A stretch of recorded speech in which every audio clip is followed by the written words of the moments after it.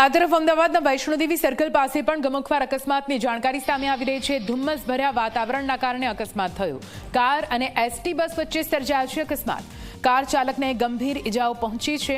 અન્ય કેટલાક મુસાફરો પણ ઇજાગ્રસ્ત થયા છે। વૈષ્ણોદેવી સર્કલ પાસે લાંબો ટ્રાફિક જામ સર્જાયો છે। તો આપ જુઓ, કાર અને એસટી બસ વચ્ચે અકસ્માત સર્જાયો અને ધુમ્મસભર્યું વાતાવરણ અમદાવાદના હાઈવેઝ પર પણ જોવા મળી રહ્યું છે અને તેના કારણે અકસ્માત સર્જાયો હોવાની જાણકારી સામે આવી રહી છે। કારમાં મુસાફરો સવાર હતા જે દરમિયાન અકસ્માત થયો। કાર ચાલક ગંભીર રીતે ઇજાગ્રસ્ત થયો છે, તો મુસાફરો પણ કેટલાક ઇજાગ્રસ્ત થયા છે જેમને સારવાર આપવામાં આવી રહી છે। આ દ્રશ્યો આપ જોઈ રહ્યા છો।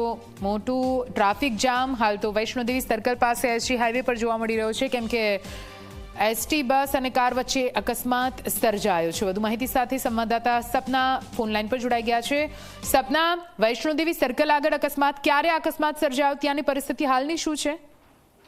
બિલકુલ દીદી, 8 વાગ્યાની આસપાસ એસટી બસ અને કાર ચાલક વચ્ચે અકસ્માત થયો છે અને અકસ્માત એટલો ગંભીર થયો છે કે જેના કારણે જે કાર ચાલક છે, જેમાં કારમાં 2 લોકો સવાર હતા, તેમને ગંભીર ઇજાઓ પહોંચી છે અને સારવાર માટે નજીકની જે હોસ્પિટલ છે ત્યાં ખસેડવામાં આવ્યા છે। જોકે તેમની સ્થિતિ ખૂબ ગંભીર છે તે પ્રકારની પ્રાથમિક માહિતી સામે આવી રહી છે। એસટી બસમાં પણ મુસાફરો સવાર હતા, જોકે સદભાગ્યે તેમને કોઈ ખાસ ગંભીર ઇજાઓ પહોંચી હોય તે પ્રકારની ઘટના સામે આવી નથી।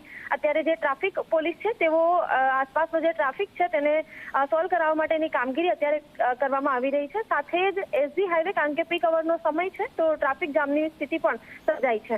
જી નિધિ, બિલકુલ, આભાર પૂરી માહિતી માટે।